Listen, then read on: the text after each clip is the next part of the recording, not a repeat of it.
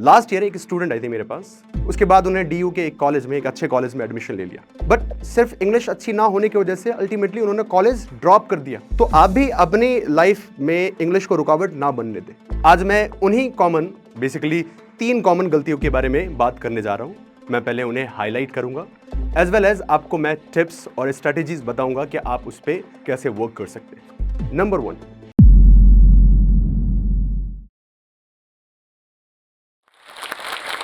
when we strive to become better than we are, everything around us becomes better too. Hi everyone, my name is Arif Siddiqui and I am a Delhi-based English language trainer. I have been helping people to make their English communication better for last 10 years. And I also run a YouTube channel called English Coaching Online. Similarly, I have an Instagram account with the same name, English Coaching Online. I have the learner from all walks of life. They are students, working professionals, and housewives from India and abroad. 10 साल के अपने इस teaching experience में मैंने कुछ common गलतियां लोगों को करते हुए देखी है जब वो इंग्लिश लैंग्वेज या कोई भी लैंग्वेज सीखते हैं।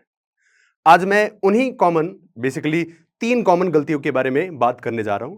मैं पहले उन्हें हाईलाइट करूंगा, एज वेल एज आपको मैं टिप्स और स्ट्रेटेजीज बताऊंगा कि आप उस पर कैसे वर्क कर सकते हैं। क्या आप भी तो वो गलतियां नहीं कर रहे हैं? अगर आप एक लर्नर हैं, अगर आप कोई लैंग्वेज सीख रहे हैं, तो ये वीडियो आपके लिए बहुत फायदेमंद होने जा रही है। Now English is the global language and if I say it's world second language, I am not wrong. जो हमारी फर्स्ट लैंग्वेज होती है वो है हमारी मदर टंग, और उसके बाद जो सबसे ज्यादा वर्ल्ड में सीखी जा रही है वो है इंग्लिश।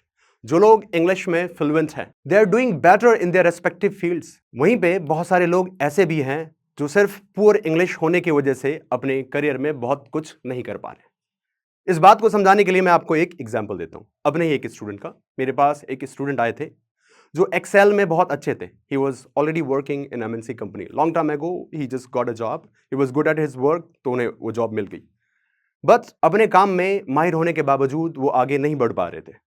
उनका कहना था कि उनके जूनियर्स उनसे सीख के प्रमोशन ले जाते और वो वहीं पर रह गए, सिर्फ इसलिए क्योंकि उनके जूनियर्स की इंग्लिश उनसे अच्छी थी। उन्होंने डिसाइड किया कि उन्हें इंग्लिश सीखनी चाहिए, and now I guess he is doing better in his life. Similarly ये सिर्फ वर्किंग प्रोफेशनल्स के लिए नहीं, स्टूडेंट्स की लाइफ में भी इंपैक्ट पड़ता है इसका। लास्ट ईयर एक स्टूडेंट आई थी मेरे पास। कुछ समय के बाद, लगभग 1.5-2 महीने के बाद, क्लास में एक टास्क चल रहा था। जनरली स्पीकिंग टास्क में करवाता हूँ, तो उसमें मैंने टास्क दिया था कि like what motivated you to learn English, and then she shared something which shocked me. She was the topper of her school. Actually उन्होंने जो अपनी हाई स्कूल की थी, अपने जो 12th पास किया था वो यूपी बोर्ड से किया था। उसके बाद उन्हें डीयू के एक कॉलेज में, एक अच्छे कॉलेज में एडमिशन ले लिया। जब वो वहाँ गई तो वहाँ के जो लेक्चरार्स थे, उनके जो लेक्चर्स बेसिकली इंग्लिश में थे। स्टूडेंट्स इंग्लिश में बहुत फ्लुएंट थे, बट वो कहीं ना कहीं अपने आप को इंग्लिश में एक्सप्रेस नहीं कर पाती थी। She was very brilliant. जब मैं उन्हें पढ़ा रहा था, I came to know that she was really brilliant. But सिर्फ इंग्लिश अच्छी ना होने की वजह से अल्टीमेटली उन्होंने कॉलेज ड्रॉप कर दिया। That was shocking, right? Though उन्होंने अपने इंग्लिश पे वर्क की, and now she is pursuing her graduation. She met me few months ago. ऐसे ही कई सारी हाउसवाइफ्स आती हैं। अब कई बार लोगों को लगता है कि लाइक हाउसवाइफ बनने के बाद तो फिर ज्यादा कुछ है नहीं लाइफ में करना, तो ये इंग्लिश वगैरह क्यों सीखे? बट आप पेरेंट्स बनते हैं, आपको अपने बच्चों को अच्छे स्कूल में दाखिला करवाना होता है, and when you go there is thing called parents meeting. वहां पे अक्सर टीचर्स इंग्लिश में इंट्रैक्शन करते हैं, पेरेंट्स जो आते हैं वो भी इंग्लिश में बोलते हैं। तो बहुत सारी जो महिलाएं हैं उनकी ये कॉमन प्रॉब्लम थी कि हम ना वहां पे जाके बहुत शर्मिंदगी फील करते हैं और जाना अवॉइड करते हैं क्योंकि हम अच्छे से इंग्लिश नहीं बोल पाते। तो आप भी अपनी लाइफ में इंग्लिश को रुकावट ना बनने दें। लेट मी सजेस्ट यू कि आप अपनी इंग्लिश को कैसे बेहतर कर सकते हैं। मैंने आपको बताया था कि मैं 3 जो कॉमन मिस्टेक्स है लोग करते हैं उसको हाईलाइट करने जा रहा हूं। नंबर 1, बीइंग एन इंडियन, हमारी जो बेसिक एजुकेशन कहीं ना कहीं वो हिंदी मीडियम से होती है। वहीं से हमें आदत लग जाती है इंग्लिश को भी हिंदी की तरह पढ़ने की। अब जैसे आप कोई वोकैबुलरी सीख रहे होते हैं ना, तो हम लोग क्या करते हैं कि हर एक वर्ड की ना हिंदी बना के उसको सीखने की कोशिश करते हैं। This way is absolutely wrong. ये इंग्लिश आपकी इंग्लिश को और कंफ्यूजिंग बनाएगी। Let's take an example. जैसे मैं एक एग्जांपल दूं, एक सिंपल सा वर्ड लेता हूं, डी ओ डू। अब अगर मैं आपसे पूछूं कि डी ओ डू का मतलब क्या होता है, तो आप कहेंगे डू का मतलब करना होता है, बहुत सिंपल है तो। But let me use it in a sentence. अगर मैं सेंटेंस बोलूं do have a seat, do have a seat, second sentence बोलूं मैं आपसे I do care about you, I do care about you. The third sentence 1000 rupees will do me here. And the fourth and last for now, do you do domestic chores? इन चारों sentence में do के अलग अलग meaning है। अगर आप इसको करना से डिफाइन करना चाहेंगे, आप बहुत सारे सेंटेंस की मीनिंग को नहीं समझ पाएंगे। जैसे मैं ट्रांसलेट करूं, मैंने जो पहला सेंटेंस बोला do have a seat, that means यहां तशरीफ लाइए, अरे बैठिए तो सही। यहां पे मैंने डू का यूज सेंटेंस को पोलाइट करने के लिए किया। दूसरे सेंटेंस में I do care about you, that means मैं तुम्हारी परवाह करता तो हूं। यहां पे मैंने सेंटेंस का जो डू का यूज है सेंटेंस को एम्फेसिस देने के लिए किया। जैसे हम हिंदी बोलते हैं मैं तुम्हारी परवाह करता तो हूं, इस लहजे में जब हम बोलते हैं तो डू का यूज कर सकते हैं। थर्ड सेंटेंस मैंने कहा 1000 rupees will do me here, इसका मतलब है यहां पे कि 1000 रुपए में मेरा काम चल जाएगा। और फोर्थ में डू को मैंने दो प्रकार से यूज किया। पहला फंक्शन वर्ड, ग्रामेटिकल वर्ड है जिसकी कोई मीनिंग ही नहीं है। दूसरा जिसको आप रटते हैं करना। हाँ, डू का मतलब करना होता है बट नॉट एवरीवेयर। यहां पे मैं घर के काम, क्या तुम घर के काम करते हो? तो अब इस प्रॉब्लम को कैसे डील करें? तो जब भी कोई आप वोकैब सीखते हो ना, तो सिर्फ उसकी मीनिंग ना देखो, उसकी हिंदी ना देखो। खास तौर पे आपको एक ऑथेंटिक डिक्शनरी कंसल्ट करनी चाहिए, और जब आप उस वर्ड को सर्च करते हो तो उसकी ग्रामेटिकल प्रोफाइल को भी देखो। कोई भी वर्ड अपने यूज के आधार पे 8 भागों में कैटेगराइज किया जाता है, which is known as parts of speech, called as noun, pronoun, adjective, verb, adverb, preposition, conjunction and interjections। तो जब आप वर्ड की मीनिंग सर्च कर रहे हो तो आप देखो कि एज ए नाउन इसकी क्या मीनिंग हो सकती है, एज ए वर्ब इसकी क्या मीनिंग हो सकती है, एज एन एडजेक्टिव इसकी मीनिंग क्या हो सकती है।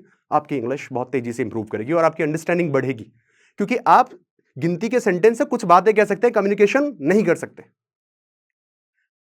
नंबर 2, जिस तरीके से हम वर्ड्स की मीनिंग रटते हैं ना, हम सेंटेंस को भी हिंदी में बनाने की कोशिश करते हैं। अब जब मैं स्टूडेंट से पूछता हूं कि अच्छा बताओ प्रेजेंट इंडेफिनिट का कहां यूज करते हैं, आप सबको पता होगा प्रेजेंट इंडेफिनिट। तो ज्यादातर बच्चे कहते हैं मुझे कि सर जहां पे वाक्य के अंत में ता है, ती है वगैरह वगैरह आता है, वहां पे हम प्रेजेंट इंडेफिनिट को यूज करते हैं। This is absolutely wrong way to learn a tense. इस प्रकार से आप चंद सेंटेंस बना सकते हैं जिसको आप रट रटा के बोल सकते हो, बट आपको सामने वाले को समझना भी होता है और अपनी बात को इफेक्टिव तरीके से समझाना भी होता है। तो फिर इसको कैसे यूज करते हैं? किसी भी टेंस को यूज करने के दो चीज देखने हैं आपको, कि उसको यूज कहां करते हैं, यानी उनकी सिचुएशंस क्या होती है यूज करने की, और उसका स्ट्रक्चर क्या, फॉर्मेट आप कैसे यूज करेंगे।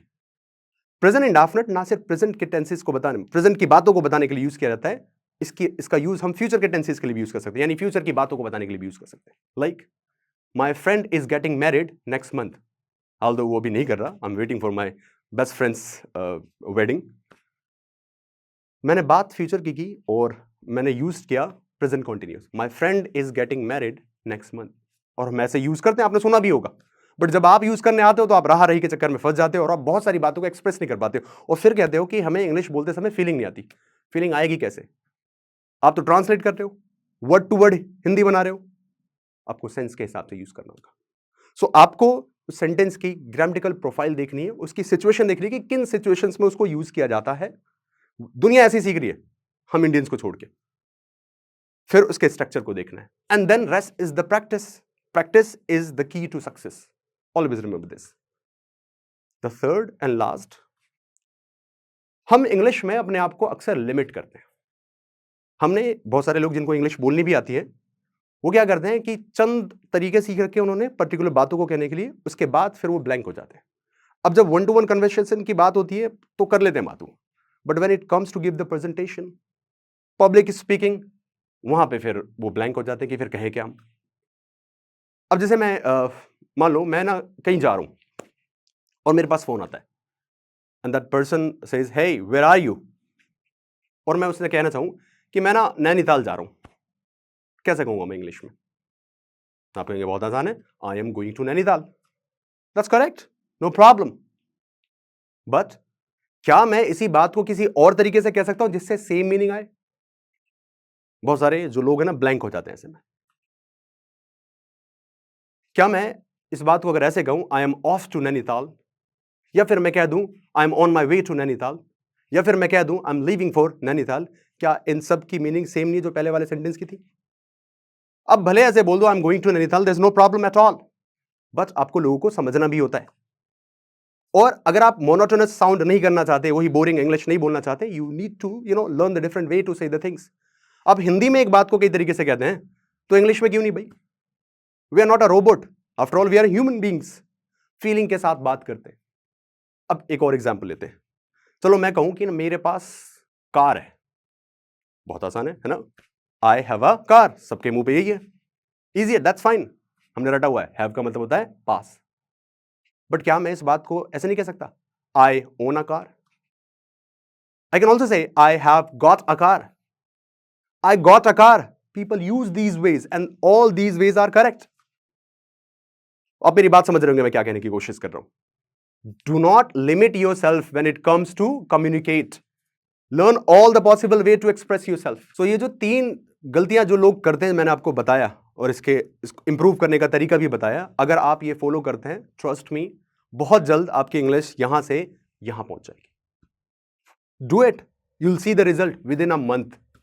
मैं एक बार रिकैप कर देता हूं। नेवर ट्रांसलेट अ वर्ड, आप उसकी ग्रामेटिकल फंक्शंस को देखें, उसके अकॉर्डिंग यूज करें।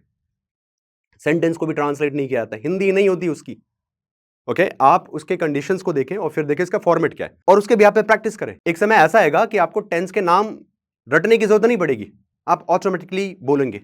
जैसे मैं या कोई और इंग्लिश बोलता है, when I speak English I do not think of any grammar, like I am speaking, I am not thinking of any grammar, I am just saying what I want to say. आप इस प्रकार से बोल पाएंगे। Third, आपकी English में variety होनी चाहिए, कहां पे किससे कैसे बात करना है, क्या लहजा होना चाहिए, ये सब इंग्लिश के वर्ड सिखाते हैं। जो आप इतनी सारी सिनोनिम्स एंटोनिम्स देखते हैं ना, they are there for reasons. हर वर्ड में डिफरेंस होता है, कहीं पर वर्ड की कॉनोटेशन में फर्क होता है, कहीं उसकी स्ट्रेस में फर्क होता है, ग्रामेटिकल प्रोफाइल में फर्क होता है। So work on that and see the magic. अब मैं आपको बताना चाहूंगा कि मैंने इंग्लिश सीखना क्यों स्टार्ट किया और मैं कैसे इस टीचिंग प्रोफेशन में आया। वेल, जब मैं स्कूल में था तो हमारे लोकेलिटी में एक टीचर आए थे, जो उस समय के सबसे पढ़े लिखे टीचर थे। I would like to call his name mister Umar sir. वो पहले व्यक्ति थे जिन्होंने इंग्लिश सीखने के लिए मुझे इंस्पायर किया। मैं स्कूल में था, 10वीं के बाद मैंने आर्ट साइड ले ली, क्योंकि मुझे कोई गाइड करने वाला नहीं था। मैं अपने परिवार का पहला व्यक्ति था जिसने ग्रेजुएशन और पोस्ट ग्रेजुएशन की थी। मेरी 2 सिस्टर्स थी, they actually never went to school, so there was no one to guide me. मैंने आर्ट्स ले ली क्योंकि वहाँ पे सब आर्ट्स ही ले रहे थे उस स्कूल में। फिर मुझे लगा कि आगे करियर में चल के करना क्या है मेरे को। मैंने इंग्लिश सीखना स्टार्ट कर दिया था स्कूल टाइम से ही, वैसे ही जैसे लोग जनरली सीखते हैं। फिर मैं बताऊंगा कैसे मैंने चीज़ों को इम्प्रूव किया। देन आए एक दिन मैं बैठ के मैं सोचने लगा कि मुझे करना क्या है, मतलब मैं आर्ट्स लेके क्या करूं। पीपल वर सजेस्टिंग मी कि आप यूपीएससी की तैयारी कर सकते हैं, but I did not have that support. मुझे अपने डैड को सपोर्ट करना था। He was the only bread winner in my family, जिनके ऊपर सारा भार था। तो स्कूल टाइम से ही मैंने ना उनकी मदद करना स्टार्ट की। इन माई लोकेलिटी एक परिवार था जिनका एक काम था, आप लोग कार चलाते होंगे, उस कार में सेल्फ लगता है, उस सेल्फ को स्टार्ट करने में एक स्विच बनता है, तो वो उसको रिपेयर किया करते थे। हमारी कम्युनिटी में, बेसिकली मुस्लिम कम्युनिटी में, लोग ना इस चीज़ पे प्रेफर करते हैं कि भाई बंदे को ना एक स्किल आना चाहिए ताकि वो अपना कोई रोजगार कर पाए। तो इसी सोच से घर वालों ने मुझे वो काम भी सिखा दिया कि आप पढ़ते भी रहो और साथ साथ ये करते रहो। अब मैं भी करने लगा, और स्कूल टाइम में ही जब मैं हाई स्कूल तक पहुंचा मैं परफेक्टली उस काम को करने लगा। लेकिन जब मैं उस काम को करता था तो मेरे हाथ ना गंदे हो जाते थे, स्क्रैचेस आ जाते बहुत सारे, और मैं हाथों को पब्लिकली दिखा नहीं पाता था। मैं वो नहीं करना चाहता था। मैंने सोच लिया था कि मुझे ना ये काम नहीं करना, मुझे वो करना है जो सब लोग करते हैं। ऑफिस जाते हैं, वाइट कॉलर जॉब, जहाँ मैं सुबह ऑफिस जाऊँ और शाम को सेम उसी कपड़ों में बिना उसे गंदा किए वापस आऊँ। तो फिर मैंने लोगों से बात करना स्टार्ट की कि मैं करूँ क्या। सो उन सर ने मुझे बताया कि there is a sector called MNC, corporate sector. अगर आपकी इंग्लिश अच्छी है, आपका कोई भी साइड हो, मैटर नहीं करता, आपकी इंग्लिश अच्छी है, आपको अच्छा जॉब मिल जाएगा वहाँ पे। तो मैंने ठान लिया कि मेरे को यही करना है और उसके लिए मुझे अपनी इंग्लिश को अच्छे लेवल पे ले जाना था। स्कूल टाइम तक मैं बोल लेता था, लोगों को लगता था मैं अच्छी इंग्लिश बोलता हूँ। एक बार एक घटना हुई मेरे साथ। मैं एक बार जयपुर गया, राजस्थान बेसिकली। मेरे मोहल्ले से कुछ लड़के जा रहे थे अजमेर शरीफ। तो दे आस्क्ड मी, मैंने उनको ज्वाइन कर लिया और मैं वहाँ गया। और जब हम लौट रहे थे तो हम बस स्टैंड पे अपने बस का इंतजार कर रहे थे। वहाँ पे मैंने देखा कि 2 फॉरेनर्स आई और जो काउंटर पे, टिकट काउंटर पे जो व्यक्ति बैठा हुआ था, वो उससे कुछ पूछ रही थी, लेकिन वो व्यक्ति उनकी बातों को नहीं समझ पा रहा था। मैं वहीं पास में बैठा हुआ था, तो मुझे वो सारी बातें समझ में आ गई। फिर मैं उस व्यक्ति वो तब तक वो महिला जो वहाँ से चली गई थी, मैं फिर उस व्यक्ति के पास गया और मैंने उसे बताया कि उनकी क्या प्रॉब्लम थी। उनकी प्रॉब्लम एक्चुअली ये थी, उनके पास टिकट तो था, लेकिन उस टिकट पे ना बस नंबर नहीं था। तो उसने मुझे बताया कि भई उनकी कंपनी की जो भी बस आएगी ना, उसमें उन्हें बिठा दिया जाएगा, जो नेक्स्ट उनकी डेस्टिनेशन है उस पे। उन्होंने कहा कि आप ये बात जाके उनको बता दो। तो जब बात फॉरेनर्स से करने की आई, वो पहली बार था जब मैं किसी फॉरेनर से बात करता।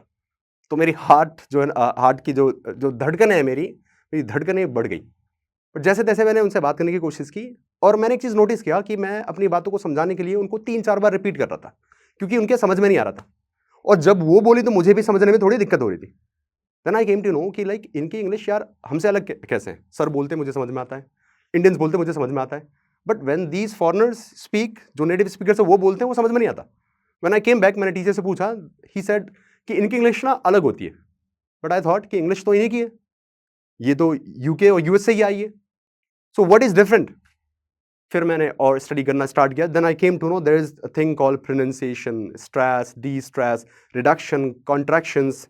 आई learned all of them. I took long time to learn that. और अब मैं अपने स्टूडेंट्स को बहुत शॉर्ट में, जो गलतियां मैंने की, जो जो एक्सपीरियंस मैंने किया, मैं उन्हें वो फेस नहीं करने देता। अपने एक्सपीरियंस के आधार पे वो चीजें मैंने डिलीट कर दी और जिस तरीके से सीखी जाती है वैसे सिखाई। उसके बाद इसी मैंने अब स्टार्टिंग में एक कोट्स कहा था, when you strive to become better than you are, everything around you becomes better too. The same thing happened to me.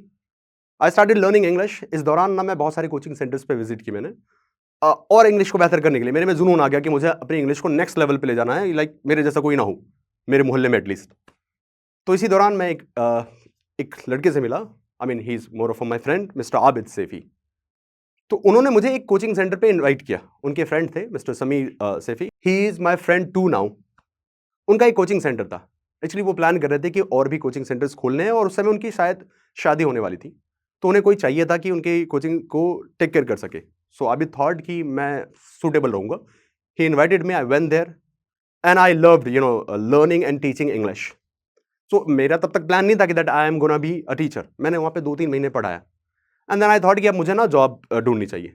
So I stop going there. Then one day they called me, they said we are planning to start a coaching centre और students को तुम्हारे पढ़ाने का तरीका पसंद है, they liked it, they were asking about you. तो हमने सोचा है कि हम ना एक कोचिंग सेंटर स्टार्ट करते हैं, उसमें तुम्हें पार्टनर रखेंगे, जो भी उसका इनकम होगा उसका 50-50 जाएगा। मैं उस समय सिर्फ 12th पास स्टूडेंट था, मैं टीचर भी नहीं लगता था देखने में। तो मुझे लगा अच्छी अपॉर्चुनिटीज है। मेरा अल्टीमेट गोल था कि मैं कुछ इनकम कर सकूं ताकि अपने फैमिली को सपोर्ट कर पाऊं, and I started doing that. Starting के 3-4 महीने अब मुझे लगा मैंने गलती कर दी, क्योंकि बहुत ज़्यादा स्टूडेंट्स आए नहीं थे नए कोचिंग सेंटर पे। 10-12 स्टूडेंट्स थे, वो भी पुराने कोचिंग से भेजे गए बच्चे थे। फिर एक चीज़ हुई, समर वेकेशंस की छुट्टी पड़ी। मैंने तब तक सोच रहा था कि लाइक मैं बात करूंगा कि लाइक भाई मैं ये नहीं कर सकता, मुझे इनकम करनी है ताकि मैं फैमिली को सपोर्ट करूं। But within a week of summer vacations 40 से 50 एडमिशन हुए एक हफ्ते में, क्योंकि उससे पहले मैं ना डेमो क्लासेस प्रोवाइड कर रहा था फ्री में कि आओ आप क्लास देखो, आपको पसंद आता है तो आप आगे कंटिन्यू रखो। तो धीरे धीरे मैं भी वहाँ पे फेमस हो रहा था और अचानक से वो छुट्टियाँ बढ़ी तो सारे स्कूल के स्टूडेंट ज़्यादातर वो आए, उन्होंने एडमिशन लिया। फिर वहीं से मेरा सफ़र स्टार्ट होता है और फिर मैं आगे बढ़ता चला गया। मैंने जगह जगह पढ़ाया, हर तरीके के स्टूडेंट्स को पढ़ाया। फिर आया लॉकडाउन। मैं टेक्नोलॉजी से बहुत दूर भागता था, बट लॉकडाउन आने के बाद सारे कोचिंग सेंटर बंद हो गए। मैं भी बेरोजगार हो गया। बेरोजगार से ज़्यादा मैं मतलब कुछ कर नहीं रहा था, and that was making me bore. I started doing job after वो फर्स्ट फेज के बाद जो कुछ रिलैक्सेशन मिला था। मैं गुड़गांव में आया था जॉब करने। मैंने 4-5 महीने जॉब की, लेकिन जिस व्यक्ति ने खुद का कोचिंग सेंटर चलाया हो और अपने तरीके से चीज़ों को हैंडल किया हो, वो किसी के अंडर काम करना मुझे ना मतलब काम अच्छा था, पैसे भी ठीक थे, इंसेंटिव था उसके अंदर, एंड दैट सूटेड मी। वो सेल्स थी और I was good at it. मैं बचपन से वही करता आ रहा था। I have to I had to convince the students and their parents as well to take admission. So that was easy for me. Within a first month मैंने incentive भी कमाया और उसमें कुछ प्राइस था वो भी मैंने जीता. लेकिन जैसे ही रिलैक्सेशन मिला मैं वापस अपने कोचिंग सेंटर पे आ गया और इस बार मैंने ठान लिया कि मुझे भी अपने आप को ऑनलाइन ले जाना है जैसे बड़े कोचिंग सेंटर वाले खुद को लेके. उसी को सोच के मैंने यूट्यूब चैनल बनाया. उससे पहले भी बनाया था बट मैं उस पर उस तरीके से वर्क नहीं कर पाया, वो मेरा पर्सनल था. फिर मैंने यूट्यूब चैनल बनाया इंग्लिश कोचिंग ऑनलाइन करके, इंस्टाग्राम पे भी और यूट्यूब पे भी. 8-9 महीने वर्क करने के बाद अचानक से एक दिन मेरी एक वीडियो वायरल हो गई इंस्टाग्राम पे पहले, जिसपे अब तक 41 पॉइंट सम मिलियंस व्यूज आए. उसके बाद वही वीडियो यूट्यूब पे भी वायरल हुई और उसमें 1 लाख से ज़्यादा सब्सक्राइबर्स मेरे हो गए. यूट्यूब पे भी ऑलमोस्ट 500,000 स्टूडेंट्स हैं वहाँ पे और अच्छे खासे जो लर्नर्स हैं वो मुझसे जुड़ जाते हैं. फिर वहाँ से मेरा ऑनलाइन टीचिंग का सफ़र भी स्टार्ट हुआ. आज मेरे पास जो स्टूडेंट्स ना सिर्फ इंडिया के हर पार्ट से हैं बल्कि बहुत सारी विदेशी कंट्री से भी हैं. अब मेरे पढ़ाने के तरीके को देख के मैं जहाँ पढ़ाता हूँ वहाँ पे लोग मुझे जानते हैं मेरी टीचिंग के लिए, क्योंकि मेरी जो टीचिंग है वो रटवाने वाली नहीं है. मैं स्टूडेंट्स को डिपेंडेंट नहीं बनाता टीचर्स पे, इंडिपेंडेंट बनाता हूँ. उनको तरीका सिखाता हूँ कि लोग वो किस तरीके से प्रैक्टिस कर सकते हैं और कैसे उनकी इंग्लिश इंप्रूव हो सकती है. बीइंग अ टीचर हमारा काम होता है स्टूडेंट्स को गाइड करना, ना कि उन्हें रट्टू तोता बनाना. So I tell them what are the way जिन्हें उन पे वर्क करना है, क्योंकि अल्टीमेटली प्रैक्टिस आपको करना है and language learning is a life long process. हाँ, आपको 4-6 महीने चाहिए होता है कि आप उन तरीकों को देख ले कि कैसे प्रैक्टिस करनी है, वो मैं कराता हूँ स्टूडेंट्स को and they find it beneficial. और मेरे स्टूडेंट्स के थ्रू ही आते हैं, मुझे एडवर्टाइजमेंट कराने की भी जरूरत नहीं पड़ती. स्टूडेंट्स ही अपने घर वालों को, दोस्तों को लेके आते हैं. कई परिवार तो ऐसे भी हैं जहाँ पे बच्चे सीख के गए, फिर उनकी मम्मी आई, फिर उनके पापा आए और पूरा का पूरा परिवार आया सीखने के लिए. सो एट द एंड मैं सभी लर्नर से जो भी अपनी इंग्लिश को बेहतर करना चाहते हैं ये कहना चाहूँगा कि आप चीज़ों को रटे ना, उनके प्रोफाइल को चेक करें, उनकी कंडीशंस को चेक करें यूज़ करने की और उन्हें ज़्यादा से ज़्यादा प्रैक्टिस करें. कोई आप एक टीचर ढूंढ लें, आप ऑनलाइन ढूंढ सकते हैं, आप अपने आसपास ऑफलाइन ढूंढ सकते हैं जो आपको रटवा के ना पढ़ाता हो और उस मेथड्स को फॉलो करके आप अपनी प्रैक्टिस स्टार्ट करें. कुछ ही मंथ में आपकी इंग्लिश बहुत अच्छी हो जाएगी और जिसका फ़ायदा आपको मिलेगा आपके प्रोफेशन में भी, आपके पर्सनल लाइफ में भी. भले आप वर्किंग प्रोफेशनल हो, स्टूडेंट्स हो, हाउसवाइफ हो, English is the need of time for everyone. Thank you so much for giving your precious time और आप इन टिप्स का यूज़ करें, आपको बहुत फायदा होगा. क्या सारी स्किल्स होने के बाद भी सिर्फ आपकी पुअर कम्युनिकेशन स्किल्स की वजह से लोग आपको अनएजुकेटेड समझते हैं?